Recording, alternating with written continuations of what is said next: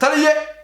aad baan kaga mahadcelinayaa sida sharafta iyo tulnimada iyo Soomaalinimada leh ee wixii jiray oo runta ah aan ugu sheegtay waa kaaga mahadcelinaynaa ilaahayna miisaanka ajarka iyo xasanaadka ha kugu daro baatay warta galay lama mid soo gala ma jeerteen iyo isaaq si edeb leh ula joogo oo martib wixii la siiyo alxamdulillah tiraahda maalinta miiska wax loo saaro maalinta la qadiyana rabbil caalamiin tiraahda noqla hadii kale dad iska dhigo dhulkaas baa leedihiin tirada iyo tayadaas leedihiina habar gidi kama leeyahay orday meel samaysta galmudugta oo kale orday abaabusha ama hirshabeellada oo kale nacala shayda ku yaal anaga baasha qaad ka joogno on tageen meesha la yiraahdo meesha laascaanood aan lagu soo dhaweyneen on tageen kala bayrka ayaa hadda doorashadii soo haysta dawii naga fariisay daani naga fariisay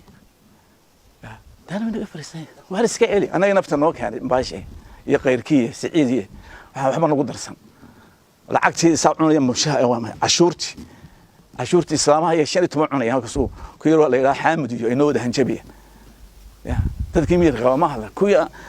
qaadaya mushaharka ayaa maalin kasta lagaado ku hadlay waan taanideynaya tani waxa la yiri shaydaan ba hooyadii halka jiiday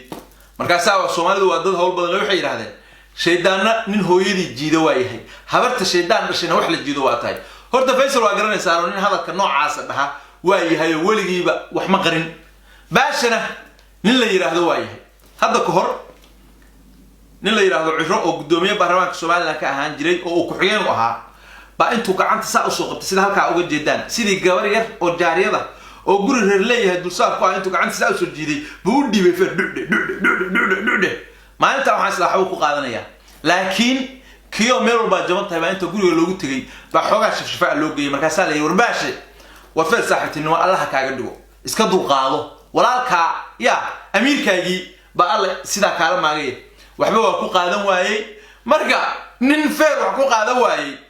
oo feer macaan sida kula baxo meeshii iska soo bayugo ilaa iyo hadda fadhiya hadalka Faysal yiri waxay ila tahay hatta inuu ka jiri raacay maanta waa musharaxii shilin ku reebay oo kule barnaamijka intaan u guda galin nacala shaydan ku yaal fiidiyoga si share garay oo la wadaag asxaabtaada janaalkayga hadda ku cusub tahay subscribe saar like iyo comment-gana soo badi